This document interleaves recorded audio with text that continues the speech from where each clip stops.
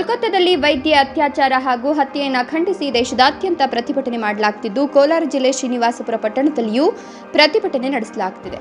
ಪಟ್ಟಣದ ತಾಲೂಕು ಕಚೇರಿ ಮುಂದೆ ಈ ಒಂದು ಪ್ರತಿಭಟನೆಯನ್ನು ನಡೆಸಲಾಗುತ್ತಿದ್ದು, ಹೊರರೋಗಿ ವಿಭಾಗ ಸ್ತಬ್ಧಗೊಳಿಸಿ ಆರೋಗ್ಯ ಸಿಬ್ಬಂದಿ ಕೂಡ ಪ್ರತಿಭಟನೆ ಮಾಡ್ತಾ ಇದ್ದಾರೆ. ಪ್ರತಿಭಟನೆಯಲ್ಲಿ ತಾಲೂಕಿನ ಎಲ್ಲ ಆಸ್ಪತ್ರೆಗಳ ವೈದ್ಯರು ಹಾಗೂ ವೈದ್ಯಕೀಯ ಸಿಬ್ಬಂದಿ ಭಾಗಿಯಾಗಿದ್ದು, ಕರ್ತವ್ಯದಲ್ಲಿರುವ ಸಿಬ್ಬಂದಿಗೆ ರಕ್ಷಣೆ ಇಲ್ಲ ಅಂತ ಆಕ್ರೋಶ ವ್ಯಕ್ತಪಡಿಸಿ ಆಸ್ಪತ್ರೆ ಹಾಗೂ ಸರ್ಕಾರಿ ಕಚೇರಿಗಳಲ್ಲಿ ಮಹಿಳೆಯರಿಗೆ ರಕ್ಷಣೆ ನೀಡಬೇಕು ಅಂತ ತಾಲೂಕು ದಂಡಾಧಿಕಾರಿಗಳ ಮುಖಾಂತರ ಸರ್ಕಾರಕ್ಕೆ ವೈದ್ಯರಿಂದ ಮನವಿ ಪತ್ರವನ್ನು ಸಲ್ಲಿಕೆ ಮಾಡಲಾಗಿದೆ. ಪ್ರತಿಭಟನೆಯಲ್ಲಿ ತಾಲೂಕು ವೈದ್ಯಾಧಿಕಾರಿ ಶರೀಫ್, ವೇಣುಗೋಪಾಲ್, ವೆಂಕಟಾಚಲ, ಚಂದ್ರಕಲಾ ಸೇರಿ ಹಲವು ವೈದ್ಯರು ಭಾಗಿಯಾಗಿದ್ದಾರೆ.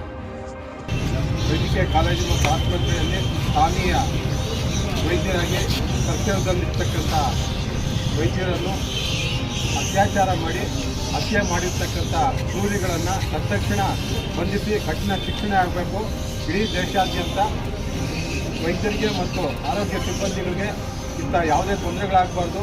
ಆದಂಥ ಸಂದರ್ಭದಲ್ಲಿ ವಿತಿನ್ 6 ಅವರ್ಸಲ್ಲಿ FIR ಫೈಲ್ ಮಾಡಿ ಅವ್ರ ಮೇಲೆ ಕಠಿಣ ಶಿಕ್ಷಣ ತಗೋಬೇಕು ಅಂತೇಳಿ ನಮ್ಮ ಇಂಡಿಯನ್ ಮೆಡಿಕಲ್ ಅಸೋಸಿಯೇಷನ್ನು ಇವತ್ತು ದೇಶಾದ್ಯಂತ ಬೆಳಗ್ಗೆ 6 ಗಂಟೆಯಿಂದ ನಾಳೆ ಬೆಳಗ್ಗೆ 6 ಗಂಟೆ ತನಕ ಎಲ್ಲ ಹೊರರೋಗಿ ಚಿಕಿತ್ಸೆಗಳನ್ನು ಸ್ಥಗಿತಗೊಳಿಸಿ ಕೇವಲ ತುರ್ತು ಚಿಕಿತ್ಸೆಗಳು ಮಾತ್ರ ಕೊಡ್ತಾ ಇದ್ದೀವಿ.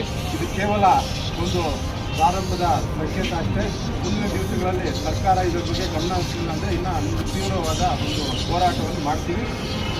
ತಕ್ಷಣ ಈ ಅತ್ಯಾಚಾರ ಮತ್ತು ಕೊಲೆ ಆಗಿರ್ತಕ್ಕಂಥ ವೈದ್ಯರಿಗೆ ನ್ಯಾಯ ಒದಗಿಸಬೇಕು ಅಂತ ನಾವು ಶ್ರೀನಿವಾಸಪುರ ವೈದ್ಯಕೀಯ ಸಂಘ ಮುಖಾಂತರ ಸರ್ಕಾರಕ್ಕೆ ಒತ್ತಾಯ ಮಾಡಿದ್ದೇವೆ.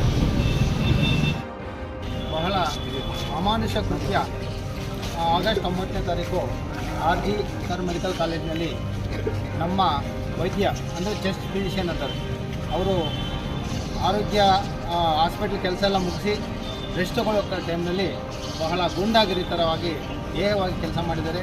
ಇದು ಅಮಾನುಷ, ಖಂಡನೀಯ. ಇದೇ ಥರ ಎಲ್ಲ ಇಡೀ ನಮ್ಮ ಭಾರತದಲ್ಲಿ ಇದನ್ನ ಇಂಡಿಯನ್ ಮೆಡಿಕಲ್ ಅಸೋಸಿಯೇಷನಿಂದ ಒಂದು ದಿವಸ 24 ಗಂಟೆಗಾಲ ಹೊರರೋಗಿ ವಿಭಾಗವನ್ನು ಸ್ಥಗಿತಗೊಳಿಸ್ತಾ ಇದ್ದೀರಿ.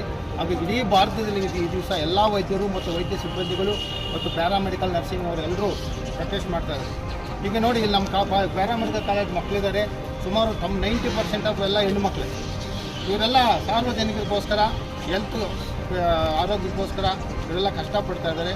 PHCಗಳಲ್ಲಿ ಆರೋಗ್ಯ ಕೇಂದ್ರಗಳೆಲ್ಲ ಒಬ್ಬೊಬ್ಬರನ್ನೇ ಹಾಕಿರ್ತಾರೆ. ಒಬ್ಬ ಲ್ಯಾಬ್ ಟೆಕ್ನಿಷಿಯನ್ ಆಗಲಿ, ಒಬ್ಬ ಹೆಲ್ತ್ ಸಿಸ್ಟಮ್ ನರ್ಸಿಂಗ್ ಕೋರ್ಸ್ಗಳವರೆಲ್ಲ ಒಬ್ಬೊಬ್ಬರು ಆರೋಗ್ಯ ಕೇಂದ್ರ ಇರ್ತಾರೆ. ದಯವಿಟ್ಟು ಸಾರ್ವಜನಿಕರು ಸಹ ಆರೋಗ್ಯ ಸಿಬ್ಬಂದಿಗಳ ಮೇಲೆ, ಪ್ಯಾರಾಮೆಡಿಕಲ್ ಸ್ಟಾಫ್ ಮೇಲೆ ಗಲಾಟೆ ಮಾಡುವಾಗ ನನಗ್ಯಾಕೆ ಅಂತ ಸುಮ್ಮನೆ ಇರ್ತಾರೆ. ಸಾರ್ವಜನಿಕರದ್ದು ಇಲ್ಲಿ ನಾವು ಕೇಳ್ಕೊಳ್ಳೋದು ಇಷ್ಟೇ, ಆರೋಗ್ಯ ರಕ್ಷಣೆ ನೀಡೋವರಿಗೆ ಸಿಬ್ಬಂದಿ ಮೇಲೆ ಗಲಾಟೆ, ಬೇರೆ ಸಿಬ್ಬಂದಿ ಯಾರಾದರೂ ಗಲಾಟೆ ಮಾಡ್ತಾ ಇದ್ದರೆ ಅವ್ರನ್ನ ಕೇಳೋದಿಲ್ಲ. ನನಗ್ಯಾಕೆ ಅಂತ ಸುಮ್ಮನೆ ಇರ್ತಾರೆ. ಈ ಥರ ಪರಿಸ್ಥಿತಿಗಳಲ್ಲಿ ಇಡೀ ಸಾರ್ವಜನಿಕರು ಬದಲಾವಣೆ ಆಗಬೇಕು. ಮತ್ತು ನಮ್ಮ ಮೇಡಮ್ ಹೇಳ್ದಂಗೆ ಎಚ್ಚರಿಕೆ ಆಗಿರಬೇಕು. ಮುಂದೆ prevention is better than cure ಅಂತಾರೆ. ಎಲ್ಲ ಆದಮೇಲೆ ನಾವೆಷ್ಟು ಗಲಾಟೆ ಮಾಡಿದ್ರೇನು, ಏನು ತೊಂದರೆ, ಏನು ಪ್ರಯೋಜನ? ಪ್ರಿವೆಂಟಿವ್ ಮೆಜರ್ಸ್ ತೊಗೊಬೇಕು. ನಮ್ಮ ಪೊಲೀಸ್ ಡಿಪಾರ್ಟ್ಮೆಂಟ್ ಅವರಂತೂ ಎಚ್ಚರಿಕೆಯಾಗಿರಬೇಕು. ಇಂಟೆಲಿಜೆನ್ಸಿ ರಿಪೋರ್ಟ್ಸ್ ಇರಬೇಕು.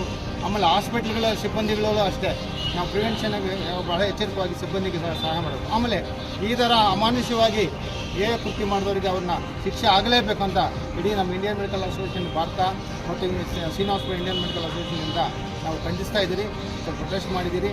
ಎಲ್ಲರೂ ಪರವಾಗಿ ನಾವು ನಮ್ಮ ದಂಡಾಧಿಕಾರಿಗಳಿಗೆ ಮೆಮೊರಾಂಡಮ್ ಕೊಟ್ಟಿದ್ದೀರಿ. ಈ ಥರ ಮುಂದೆ ಈ ಥರ ಏನಾದರೂ ಅನಾಹುತಗಳಾದರೆ ನಾವು ಸುಮ್ಮನೆ ಇರೋದಿಲ್ಲ.